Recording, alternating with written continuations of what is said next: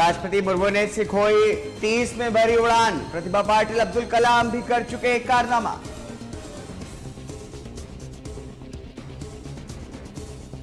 तेलंगाना को मिली दूसरी वंदे भारत ट्रेन। कार्यक्रम के दूर रहे केसीआर। पीएम बोले, विकास कार्यों से बौखलाए कुछ लोग। पाकिस्तान से मुंबई में आए 3 आतंकी। एक शख्स ने पुलिस कंट्रोल में किया फोन, मोबाइल और गाड़ी नंबर सीज। कर्नाटक में कांग्रेस को 130 से अधिक सीटों की उम्मीद। सिद्धारमैया बोले, अपने दम पर सत्ता में आएगी पार्टी। देश में फिर से कहर बरपाने लगा है कोरोना। बीते 24 घंटे में 6155 नए केस, 11 लोगों की मौत। अडानी पर विपक्ष की मुहिम को बड़ा झटका। शरद पवार ने जेपीसी की मांग को किया खारिज। एक इंटरव्यू में कही ये बात। वाराणसी के होटल में तेज प्रताप यादव से बदसलूकी। सामान के साथ निकाला बाहर। पुलिस मामले की कर रही जांच। सपा अध्यक्ष अखिलेश यादव का बीजेपी पर हमला। बोले, विपक्षी दलों की छवि धूमिल करना षड्यंत्र।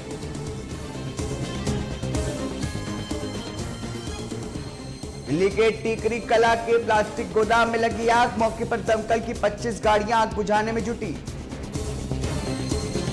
और गोरखपुर में पेप्सिको प्लांट का उद्घाटन। सीएम योगी बोले, यूपी में कानून का राज, अपराधी खुद कर रहे सरेंडर।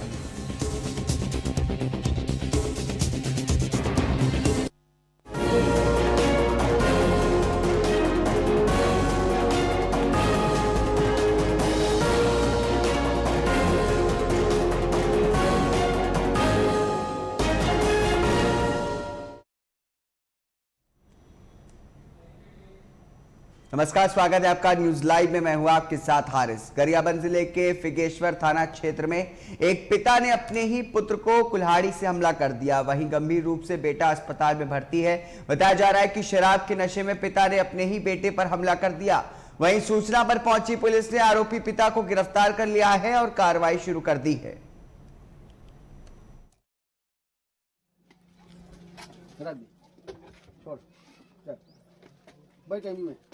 इधर बैठे रह बैठ। मारेगा पापा में सोरीज का।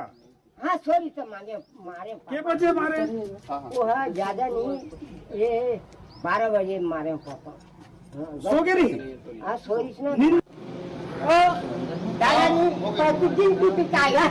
हाँ, निमाज है तो क्या नाम है? राम जी, दिल समाज के ठाकुर। बीजेपी सरकार में उत्तर प्रदेश में अब तक कई जगहों के नाम बदले जा चुके हैं। कई शहरों, रेलवे स्टेशनों और शहरों के भीतर की जगहों के नाम बदले जा चुके हैं। अब यूपी के मुजफ्फरनगर का नाम बदले जाने की मांग उठ रही है। ये मांग किसी और ने नहीं बल्कि केंद्रीय मंत्री गिरिराज सिंह ने उठाई है। गिरिराज सिंह ने ही मुजफ्फरनगर जिले का नाम बदलने की पैरवी की है। बीजेपी नेता ने कहा कि 75 साल हो चुके हैं, अब मुजफ्फरनगर का नाम अच्छा नहीं लगता, मुगलों की निशानी को अब मिट जाना चाहिए। केंद्रीय मंत्री ने यह बात मुजफ्फरनगर पशु प्रदर्शनी में कही। उन्होंने कहा कि ये जो भी नगर हो, लेकिन 75 साल में मुगलों की निशानी मिट जानी चाहिए। 2014 में भी नरेंद्र मोदी जी के खिलाफ ये सारी पार्टियां लड़ रही थी। जनता नरेंद्र मोदी के साथ विजय हासिल हुआ। 2019 में फिर ये लोग खिलाफ में लड़े। जनता मोदी जी के साथ है। मोदी जी 2024 में भारत में जनता ने प्रधानमंत्री की कुर्सी को मोदी जी के लिए रिजर्व कर दिया है। खड़गे जी, आपने राहुल गांधी को 3600 किलोमीटर पैदल चलाया। 3 राज्यों में चुनाव हुआ, जनता मोदी जी को साथ दिया। चाहे कितनी पार्टियां मिल जाए, जनता जिसके साथ है वो है नरेंद्र मोदी।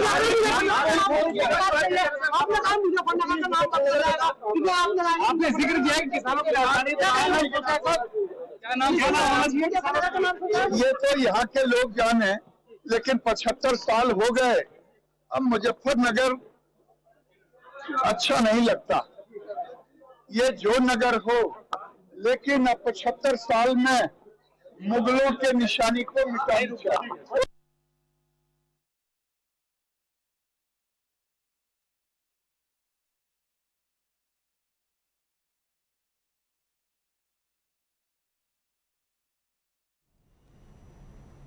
उप मुख्यमंत्री ब्रजेश पाठक ललितपुर शनिवार को ललितपुर के दौरे पर पहुंचे। यहां पर एक बार फिर से उन्होंने समाजवादी पार्टी पर जमकर निशाना साधा। ब्रजेश पाठक ने कहा कि सपा सरकार में लोगों की जमीन पर कब्जा करने माफिया आज अपने प्राणों की भीख मांग रहे हैं।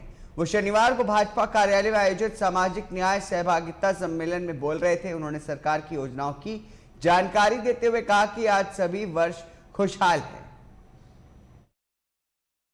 सारी योजनाएं, कोरोना महामारी काल आया, हर जब कोरोना महामारी काल आई है, दुनिया में हर देश में महामारी से कम लोग मरे, भुखमरी से अधिक लोग मरे।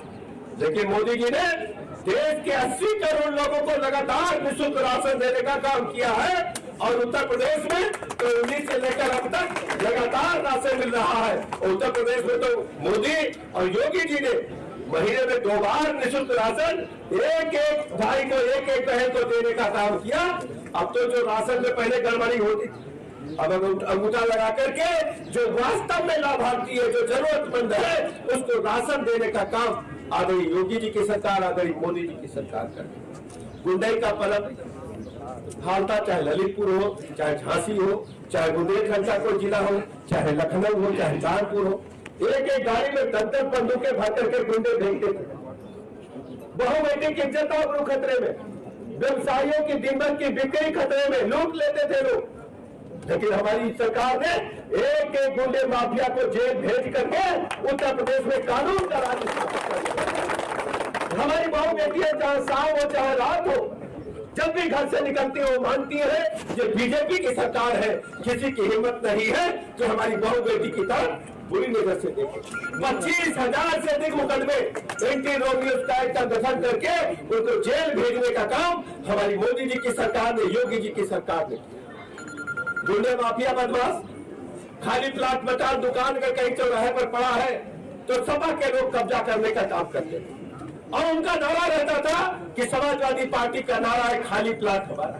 ये गुंडे माफिया जो आज अपने प्राणों की भीख मांग रहे हैं, चाहे मुख्तार अंसारी हो चाहे अतीक हो, आज पहली बार आपने देखा होगा जो माफिया एक 47 बंदूकें लेकर दंगे कराते थे, आज भीड़ चेयर पर नजर आ रहे हैं, उनके मुंह में कानून का है। ये सरकार एक एक गुंडे माफिया को जब तक कानून के तहत कड़ी से कड़ी सजा नहीं दिला देती तब तक चैन से नहीं बैठेगी। ये आम आदमी की सरकार है, गरीबों की सरकार है। इसलिए मेरे मित्रों आपके बीच में कहने के लिए आए, अभी कुछ दिनों के बाद स्थानीय निकाय के चुनाव होंगे, नगर पालिका के चुनाव होंगे, नगर पालिका परिषद के चुनाव होंगे, नगर पंचायत के चुनाव होंगे और इसके बाद लोकसभा का चुनाव होगा। हम सब मिलकर के अपना एक एक वोट अपने नेता माननीय प्रधानमंत्री नरेंद्र मोदी जी को देने का काम करेंगे, आदरणीय योगी जी को देने का काम।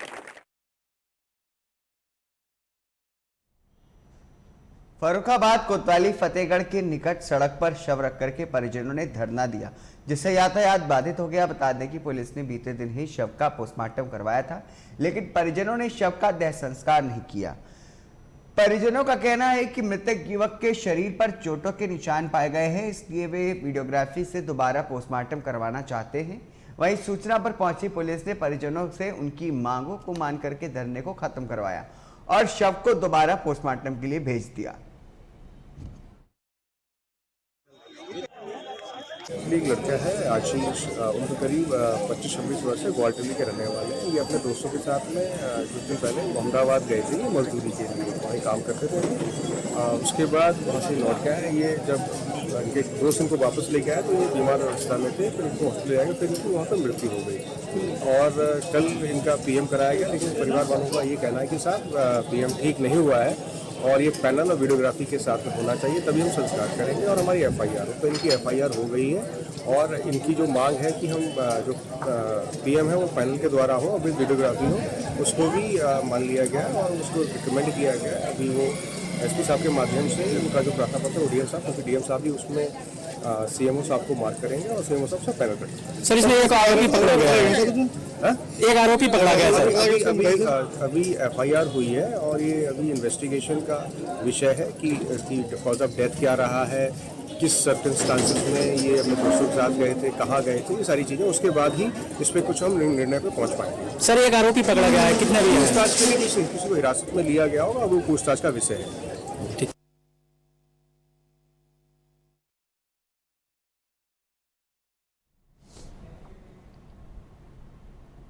गर्मी शुरू होते ही लगने की घटनाओं में इजाफा हो जाता है। आग लगने की घटनाएं बढ़ गई हैं। हालांकि आग पर रोक के लिए विभाग पूरी तरह से मुस्तैद है। ग्रामीण परिवेश में होने के कारण ग्रामीण इलाकों के अधिकतर लोगों का घर फूस का है, खास फूस का है। पहले तो बात करते हैं फर्रुखाबाद की, जहां पर 2 अलग अलग जगहों पर आग लगने की घटनाएं सामने आई हैं। पहली थाना नवाबगंज क्षेत्र के ककीलू गांव की में है, जहां पर बिजली के तार हवा में झूल रहा है। वहीं टकराने पर चिंगारी निकल करके सूखी फसल में गिरी, जिससे लाखों की फसल जल करके राख हो गई। जब तक ग्रामीण मौके पर पहुंचकर आग बुझाने का प्रयास किया, तब तक सारी फसल जल करके स्वाहा हो गई। वहीं फर्रुखाबाद के कंपिल थाना क्षेत्र के जोगपुर गांव में संदिग्ध परिस्थितियों में झोपड़ी में आग लग गई और धीरे धीरे आसपास के 4 आशियाना जल करके राख हो गए। वहीं एक युवक आग की चपेट में आने से बुरी तरह से झुलस गया और कई जानवरों की जल करके मौत हो गई। वहीं गाजियाबाद में भी गेहूं के खेत में आग लगने से खेत में खड़ी गेहूं की फसल जल करके राख हो गई। ये 4 से 5 बीघे में आग लग रही है।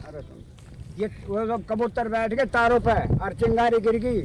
तो कितना अंदाजा आपका कितना नुकसान हो गया खेत में? 5 बीघे का। 5 बीघे का। तो आपको पता है कि आग किन कारणों से लगी है? हाँ, बिजली पे उस पे तारों पे कबूतर बैठ गए और चिंगारी गिर के चिंगारी से आग लगी है। तो यहाँ कोई अधिकारी, कोई मुख्य कोई अधिकारी आया आपसे कुछ पूछने के लिए? हाँ, 2 आए थे जी, पुलिस वाले 2 दरोगा आए थे। और उनसे कुछ और कोई नहीं आया? पटवारी, तहसीलदार, कोई आपसे किसी का फोन किसी का कुछ नहीं आया? ये लाइनें सब बहुत पुरानी लाइनें हैं और ये सब जर्जर हालत में हैं। सब तो नुकसान तो प्रेम सिंह के घर में आग लगी। प्रेम सिंह के 3 लड़के हैं और इधर विजयी हैं, इधर प्रमोद हैं, इनके आग लगी है।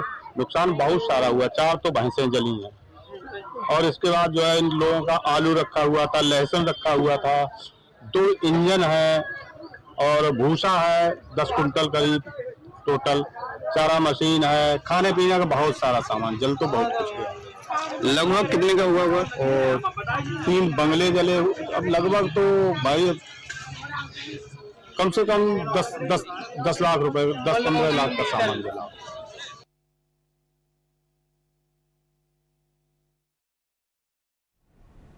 उत्तर प्रदेश की मेरठ में पुलिस के लिए सिरदर्द बना कुंबल गैंग आखिरकार पुलिस के हत्थे चढ़ ही गया। ये गैंग मेरठ के सराफा व्यापारियों को अपना निशाना बनाता था। रात के अंधेरे में ये लोग नाले में घुस करके सर्राफ की दुकानों में कुंबल करते थे और अंधेरे में ही यहाँ पे कहीं गायब हो जाते थे। इतना ही नहीं, ये गैंग घटना को अंजाम देने के बाद घटनास्थल पर अलग अलग तरह के माफीनामा और नोट्स भी छोड़ जाते थे। लाइव टुडे से एक्सक्लूसिव बातचीत करते हुए एसएससी रोहित सजवाड़ ने बताया कि इस गैंग के 3 सदस्यों को गिरफ्तार कर लिया गया है, जबकि एक अभी भी फरार है। इनके पास से 2 लाख नकद और कुंबल करने के तमाम उपकरण भी बरामद कर लिए गए हैं। पुलिसिया पूछताछ में उन्होंने बताया कि उनके ऊपर कर्ज और इनकी गरीबी ने इन्हें इस रास्ते पर चलने के लिए मजबूर किया। घटना को अंजाम देते थे तो वहां पर माफीनामा छोड़कर जरूर जाते थे, ताकि पीड़ित व्यक्ति को दुख हो तो वो ये माफीनामा जरूर पढ़े।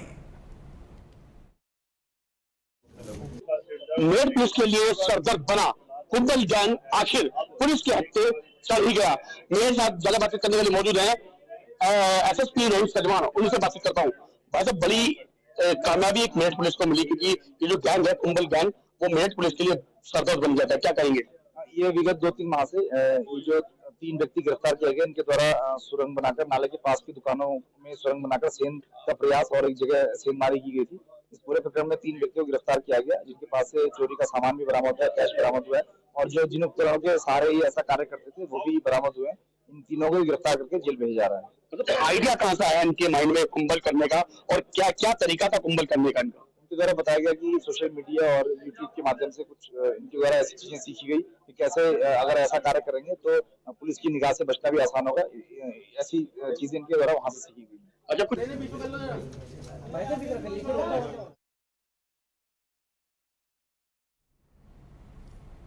झांसी जिला पंचायत में सदन की बैठक का आयोजन किया गया, जिसमें केंद्रीय मंत्री भानु वर्मा गरौठा, विधायक जवाहर राजपूत, जिला पंचायत अध्यक्ष पवन गौतम ने विकास कार्य में चर्चा की। वहीं जिला पंचायत सदस्यों ने अपनी समस्याओं को उठाया, जिसमें निर्माण कार्य को लेकर के काफी सवाल उठाए गए। इस दौरान करीब 88 करोड़ का बजट पास किया गया। गौरतलब है कि जिला पंचायत के माध्यम से ग्रामीण क्षेत्रों में विकास कार्य कराया जाता है। जिला पंचायत की हमारी आज बोर्ड की बैठक आयोजित की गई थी, क्योंकि ये बैठक इसलिए भी महत्वपूर्ण थी कि आज हम सभी को हमारे बजट को स्वीकृत कराना था, जो कि सभी सदस्यों के समक्ष, जो कि हमारे ब्लॉक प्रमुख हैं। और आज बैठक में हम सबके बीच में एक सौभाग्य की बात है कि भारत सरकार के केंद्रीय मंत्री आदरणीय श्री भानु वर्मा जी और हमारे गरौठा के विधायक जवाहर राजपूत जी भी आए हैं। आज कुल 88 करोड़ 84,34,406 रुपए का बजट आज पारित किया गया, जिससे कि हम आने वाले वित्तीय वर्ष में झांसी के ग्रामीण क्षेत्रों में विकास के कार्य करने का कार्य करेंगे।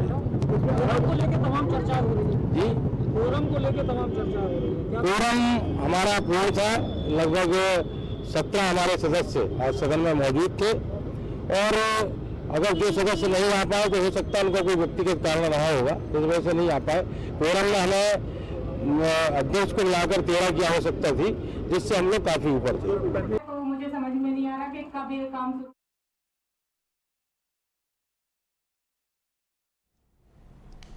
इस भीषण गर्मी में भी अगर कॉलोनी में जलभराव हो तो सीधा आरोप नगर निगम पर जाता है। मामला अयोध्या नगर निगम के ward number 6 Shyama Prasad Mukherjee ward का है।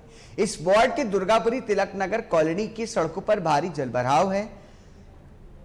नाला ना होने के कारण घरों का पानी सड़क पर जमा हो रहा है, जिसके कारण स्थानीय लोगों को आने जाने में दिक्कत हो रही है। खास करके उन बच्चों को जो बच्चे स्कूल जा रहे हैं, उनको भारी दिक्कतों का सामना करना पड़ता है। वहीं जलभराव की समस्या को लेकर के स्थानीय लोगों ने नगर निगम व स्थानीय विधायक के खिलाफ जम करके नारेबाजी की।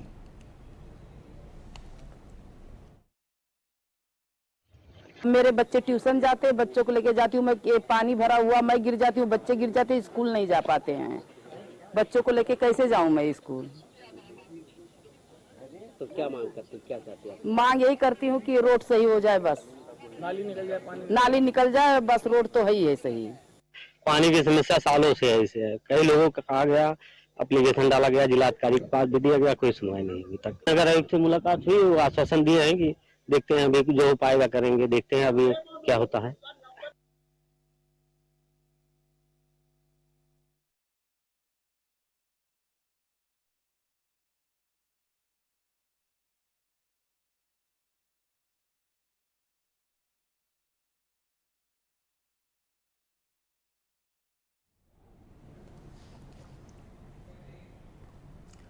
फर्रुखाबाद जिला अस्पताल में अव्यवस्थाओं का बोलबाला है। यहां पर ड्यूटी कक्ष से सभी स्टाफ नदारत हैं। वहीं इस लापरवाही से अस्पताल में भर्ती एक मरीज की मौत हो गई। परिजनों का आरोप है कि अनट्रेन्ड युवती ने गलत तरीके से इंजेक्शन लगाया है और इंजेक्शन लगाने के बाद मरीज की हालत बिगड़ने लगी, और जब परिजन स्टाफ रूम में बुलाने के लिए गए तो वहां से सभी स्टाफ नदारत मिले।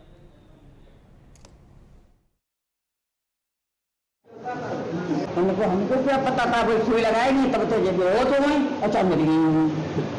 सुई किसने लगाई थी? दो लड़की आई थी एक। आपने यहाँ कम किसी से बोला नहीं, डॉक्टर साहब वगैरह किसी से? लड़की आई हो, यहाँ पे कोई है नहीं, जहाँ पे ये बैठते हैं स्टाफ, कोई है नहीं वहाँ पर? क्या कोई नहीं है वहाँ पर?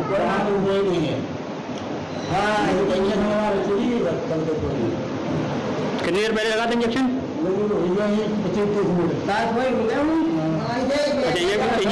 इंजेक्शन लगाने के बाद तुरंत